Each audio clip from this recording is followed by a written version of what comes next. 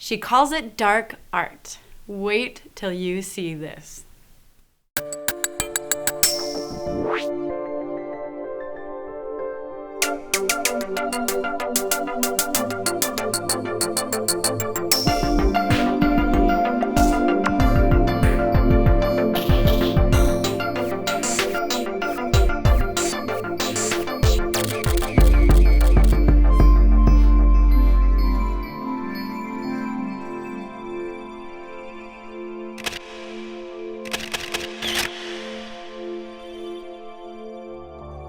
Brooke Shaden is a young 24-year-old photographer that is now inspiring photographers all over the world. Why? It's called originality.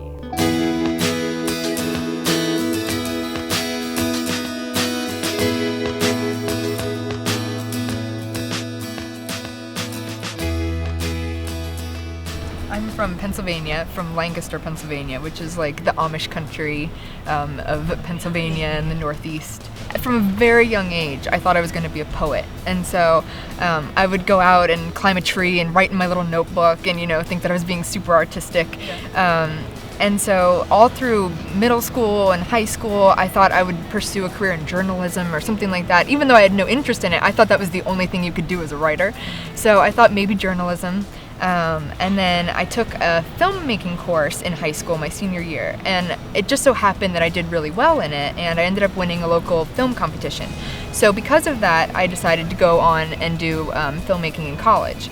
But while I was taking that filmmaking class, I took a photography class in high school as well, and so that was the first time that I ever seriously picked up a camera. But during that class, they wouldn't let us shoot people at all. So it was only inanimate objects, and I hated it. I thought it was the worst thing, because all I wanted to do was shoot people if I was going to shoot anything. So I started taking pictures of people that I had taken, which was totally not allowed in the class. And so I ended up getting a really bad grade, and I thought photography was horrible, and so I never wanted to do it again. And so it wasn't until I graduated college that I decided, well, I have a DSLR, so I might as well pick it up and try something with it. And that was the first time that I didn't have any constraints of school or anyone telling me, okay, this is the project, so you have to do this. And so I was able to just think freely and creatively and do whatever I wanted. I came out here right after I graduated from Temple University, and by that time I had a degree in film and English, so I thought that I was going to come out here and write and direct and maybe do cinematography, and I had the dream that all filmmakers have when they come out. So I came out here, and for about a month I was pursuing that, and I was working at a production company as a receptionist, and then I was doing photography on the side because I had just started right around that time. And it was right around then when my coworkers started coming behind my desk and looking at what I was editing and stuff, and they were like, you should just pursue photography instead of filmmaking. And they had all seen my short film, which was not good, so they were like, yeah, just do photography, stick with that. And so it was about a full year after I moved to Los Angeles that I decided to stop filmmaking and pursue photography. So I quit my job and then went on and just did photography ever since. I started using Photoshop when I graduated, just when I picked up the camera, really, and just started teaching myself the basics. And I really hate being taught things. So whenever someone tries to say, oh, you could do it this way, I'm like, oh, don't tell me. I just want to figure it out myself. So because of being self-taught and only knowing the really obvious tools, I sort of went from there and never really expanded beyond that too much. So if you watch my post-processing, you'll find that there's not a lot of, technical things that I'm doing. It's all just the most basic tools used in maybe unconventional ways that perhaps other people don't use them in, but I found it to be kind of effective. You're 24. Yes. You're single. Married. Fabulous. Yep. Congratulations. Thank you. Awesome. And where did you meet your husband? I met him in high school. We've been together since we were 16. So, really? Yeah. Do you ever use him in your photos? No. He wants nothing to do with my photos, being in them at least. He's very supportive, but doesn't want to be in them. I mean, I run ideas past him all the time, and what I love is that he's also one of the most critical people as well as the most supportive, so I can say, what do you think of this idea? And he'll be the first one to say, it doesn't work, or this should be changed, or you could do this better. And it's especially helpful when I show him edits, and I'll say, how do you think this looks? And he'll say, I can see this flaw in this photo, so you need to fix it before this gets posted. So that's so helpful. Wow. Do any of these pictures have anything to do with your personal stories? No, never. Really? Yeah. So you've got an alter ego that comes out in your... Sort of. Wow. If I were to pull from my real life, then my pictures would look nothing like they do. Right. What I try to do is create worlds that I wish that we lived in, and that would be more interesting, that would be, you know, filled with all these juxtapositions that I like to explore, because I think that you can't have happiness without sadness and life without death. And so a world where all those things are more pronounced, where, you know, you're more aware of all the flaws in people and all the good things in people, I think that would be a much more interesting world. And so I'm constantly building on that world that I wish we lived in.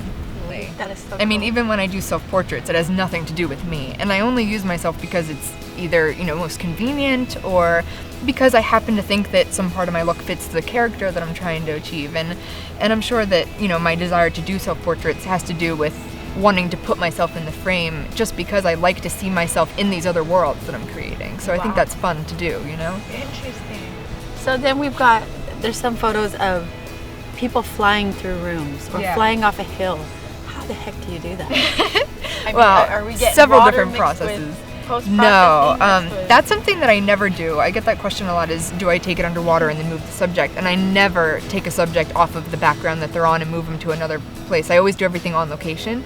So when I'm making people fly, it's usually a matter of having them propped up on a stool or something like that, and then editing the stool out from under them, something like that. A lot of them can be done without anything, just sort of lifting each limb in the air and then putting them all together to make it look like, you know, the whole body was floating or something like that. The one of the girl hanging in that, you know, sack is really interesting because I did that one actually as a self-portrait, which was very strange to do because we were out in the middle of the woods and I just brought a friend with me, and I was like, do you think that if I sit in this fabric you'd be able to tie it onto the tree? She was like, I think you're a little too heavy for me to just lift you and tie you onto the tree. But we tried it anyways, and that one I really wanted to do as a self-portrait just because of where it came from in my mind, and I have this sort of obsession with birth and rebirth, and so that's what that whole series meant to me. That sack series that I did was just sort of covering up these women and making them just sort of these flesh tones where you couldn't see any identity, and it was just sort of a mysterious figure within this womb-like substance. What is the title of that? I don't know, actually. Something artistically amazing. Genius. Something. So that one, I had my friend staying in a hotel nearby, and so I went into the hotel and I saw this room, and I was like, this is a really interesting room. We should probably use it in some way. And so I thought that I wanted someone under this mattress where it was almost like you didn't notice that they were under a mattress at first, and so you look at it and you're like, oh, these girls are laying under a mattress. Oh, maybe they're dead, which I kind of put in there with the colors that I used and things like that. And then I thought that it would be just sort of too basic if I just had these girls laying dead under a mattress, because it's like, okay, but who cares? Why are they there? And so I decided to open the door behind them and have this sort of orange light coming out where it looked like there was maybe someone in the bathroom, and so it added more of a story to it. And so that's how a lot of my pictures come about, where I try to think of a story and I try to have a really, really developed character, and so in that case, it was sort of a character that you couldn't even see because he was in the bathroom, but you knew that someone was there, so it created that feeling of mystery. Interesting. You're already teaching workshops. Yeah. Like how did that suddenly just happen in your 24? I mean, it usually takes people years to get to a point where they're teaching all over the nation. I think that I just feel really confident in what I'm doing because my process hasn't changed much from beginning to end, and so when I'm, going through my process, it's something that I know really well, something that I'm very confident in, and something that people ask me about all the time. And so I thought, well, if people are going to ask, and I feel confident enough to tell people how to do it, then I might as well just open up a workshop and, go through it that way. And I love the workshop experience because it's so personal, and it's just a group of 10 of us usually, and so we're all just in a room all day together, learning how to make people fly and all that stuff, and so I just love it. So do you have, obviously, you have fans that are much older than you. Yeah. Is that intimidating to suddenly see this older gentleman walk into your workshop? And it's interesting. I never get intimidated by it because I know that everyone who's there is there for the same reason, because they all just want to learn this new thing, It doesn't matter what age you are, especially with photography. I think that people are so open in the arts that, you can be 80 or you can be 8 and it doesn't matter. Everyone's there to learn the same thing, and the good thing is that it's such a specialized skill that I teach at my workshops that, people aren't going into it with the mindset that, oh, if this person's here, then they must not know what they're doing at all. Because everyone has such a diverse background, and, we get baby photographers and portrait photographers and underwater and all these different people. And it just so happens that they're great at one thing, but they don't know how to make people fly in the air, so they're there.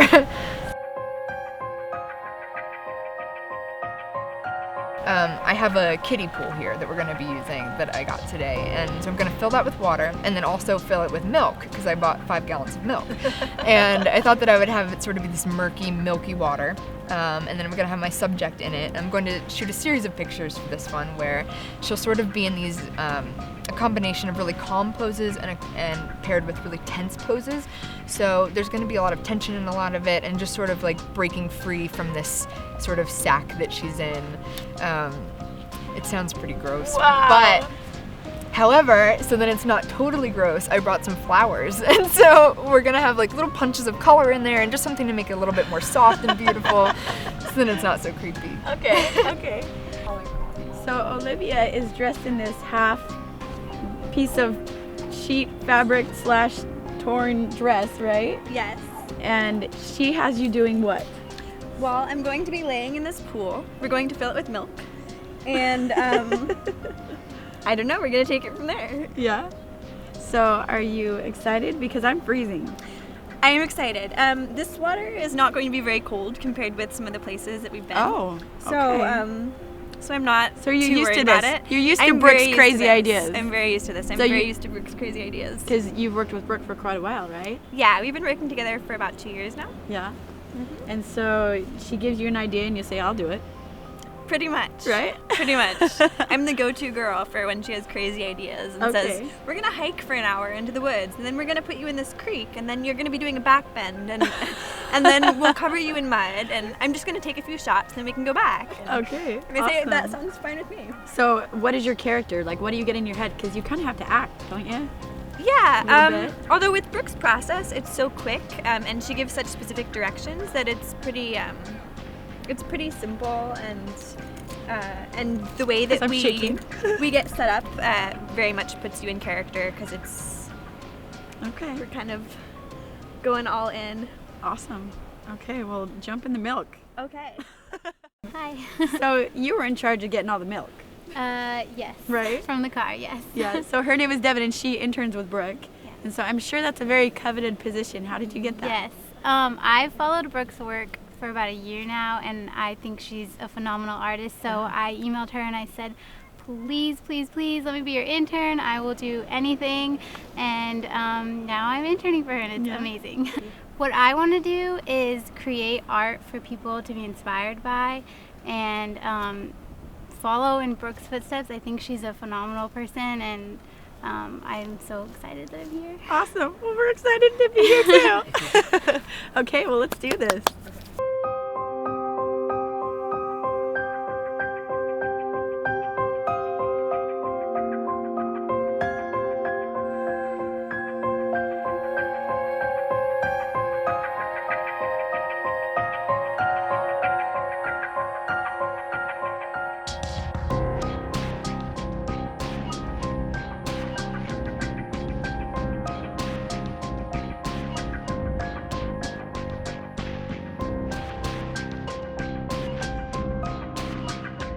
My general rule is that I don't tell them to do anything that I can't do because I want to be as miserable as they are, but in this case it's just not practical to jump in with her.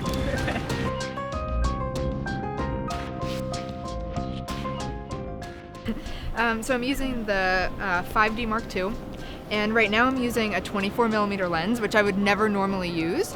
I'm only using it because I'm shooting just like this from overhead, and so I want to make sure that I can get everything in the shot. Typically I use my 50mm lens, which I'll be using later on.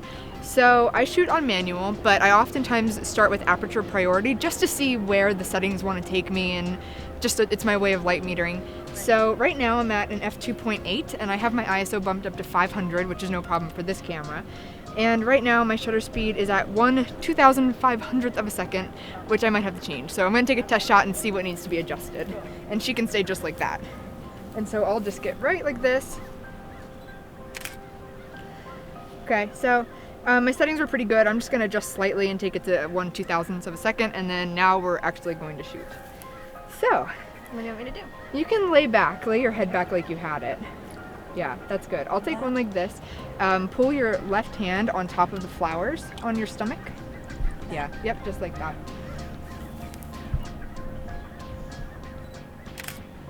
Yep, and then you're just gonna put your ear to the water here. Yep. Yeah, just like that. And down even more. And then let this one come out. Yeah, and I just want to see your fingers resting on the top, just like that.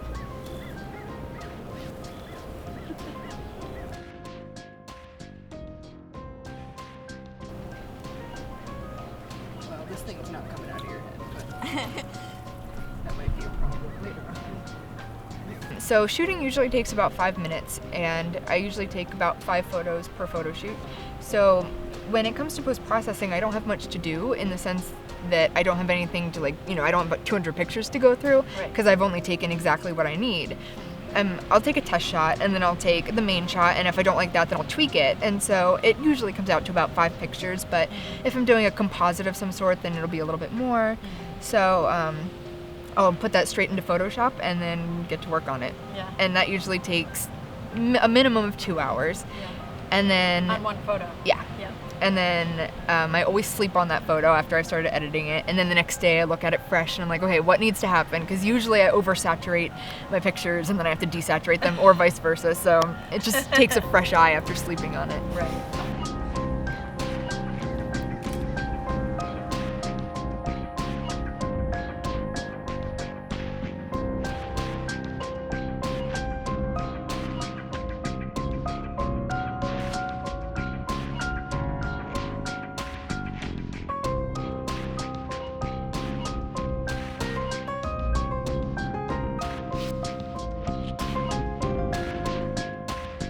It's the funniest thing because everyone who meets me, they're like, you do these photos? Because I'm not like that at all. It's almost like I have to explore it in art because I don't have it anywhere else in my life, you know?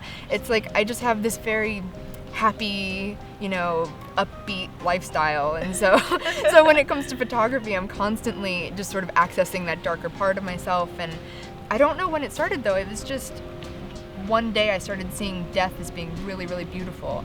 And I started becoming really interested in posing death with something beautiful in a photograph. And so maybe if I was exploring the theme of death, then the photo would be so beautiful that you would almost forget that you're looking at a picture of death. Right. And so that's what I'm constantly trying to do in all my pictures, is sort of juxtapose life with death and death with life, and sort of play with that, whether it's literal or not so literal.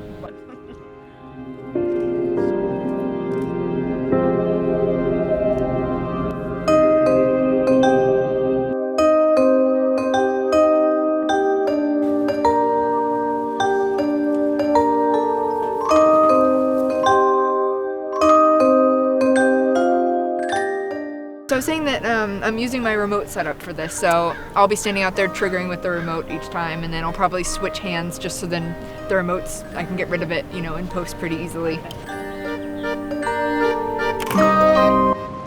Oh, you're so brave.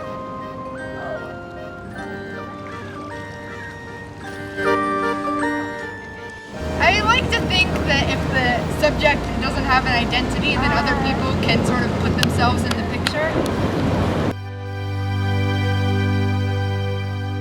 I thought of this when I was thinking, okay, what else can I do in the water? And I just happened to be sitting with that dress at the time, putting it in the car. So I was like, okay, I love this dress. I want to wear this dress. And so then that got me thinking about, a proper woman wearing this kind of a dress, maybe in the 1800s or something like that. Right. And so I thought water makes sense that we would use an umbrella, and why not flip it upside down and just create this whole world where nothing seems quite right, where you're seeing this character that couldn't possibly live in this time, and this umbrella that's not being used in the right way, and just sort of twisting everything so then it's just not quite right. So why did you choose to do a self-portrait? Is that because so many people wonder how the heck you do these self-portraits? Yeah, I thought it would be fun to show the process, and I love doing self-portraits. I mean, it's something that I don't love it because I like being in front of the camera, because I hate being in front of the camera, but it's fun for me to do personally just because I like having all the control, and I've kind of taught myself from doing so many exactly what I need in a pose, and so it just seems to go really fast, and I mean, it's enjoyable while I'm doing it. Yeah. Sometimes. I mean, not today because I'll be in the freezing cold water, but most days. Yeah. Okay. So this will be the main shot to get the umbrella part of it.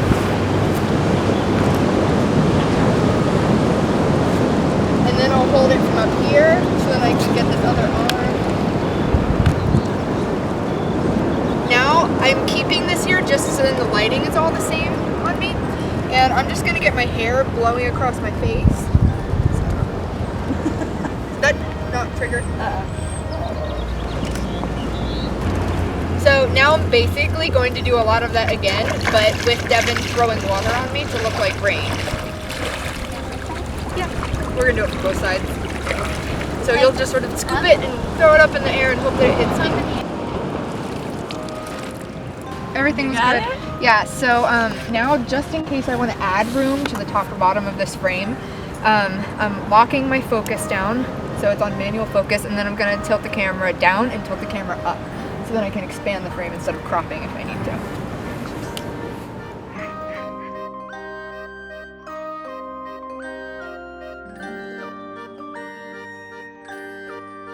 I hear from people of all ages a lot, and that makes me really happy because I like knowing that it's not just, you know, young girls who want to be self-portrait artists who are following me because I'm a self-portrait artist or anything like that. They like the concepts, and because people see that I'm doing something hopefully a little bit different, you know, that you see a lot of conceptual art out there, but I think that a lot of it, if it's dark art, it's really dark art, and people are a little bit afraid to go near that kind of thing sometimes, and if it's not dark, then it's sort of, you know, bubble gum and, you know, balloons and stuff like that. And there's nothing wrong with either one of those things, but I like to marry the two, and I think that because of that, you know, it allows darker artists and people who like that stuff to get into it, as well as the people who don't like that dark art. And so it's sort of pulling from all these different places where, you know, it's conceptual, but you know, it still tells a story, and there's just all these different elements, so it's dark and it's not dark at the same time, because everyone can find something different in it. Right. So I think that that's why perhaps I'm pulling from different places. You just have to start doing it. I mean, that's the first thing, is that I think that a lot of people are just so scared to just pick up the camera and go out and just do a picture because they're so afraid that they're gonna fail. And I hate seeing that, because even if you fail, that's the best time to learn from it and to ask yourself what went wrong and how can I do it better. And if you don't know, then you look it up, and if you still don't know, then just try again and keep trying. And so once you get past that and you do it, the next thing I think is to ask yourself what your artistic voice is, because I think that everyone has one, whether you think you do or not, because so many people start out and they don't know what they want to focus on, or, you know, they're just sort of lost in which direction they're going to go. So I think that if you just simply take a second and talk to yourself about what you want to be putting out there, and you know, say to yourself, do you want to create dark art, or do you want to create, you know, portraits of people, or what's your passion? Everyone has a passion. You might have to, you know, shop around a little bit to find it, but I think that if you can simply write down in one sentence what, if anything, you want to put out into the world, that one sentence, if you can put that in a picture, then that's going to be your style. And I think that that's a really important thing to try to do for all artists, no matter what your medium is. What is your one sentence? I want to make beautiful what others find disturbing. So that's what I always try to put out there in every single one of my pictures. I'm Brooke Shaden. I'm a conceptual fine art photographer, and I've just been framed. Yay! Okay. Perfect! Brooke, you are incredible, and you're only 24 years old. You are an inspiration. Next week, somebody's getting married.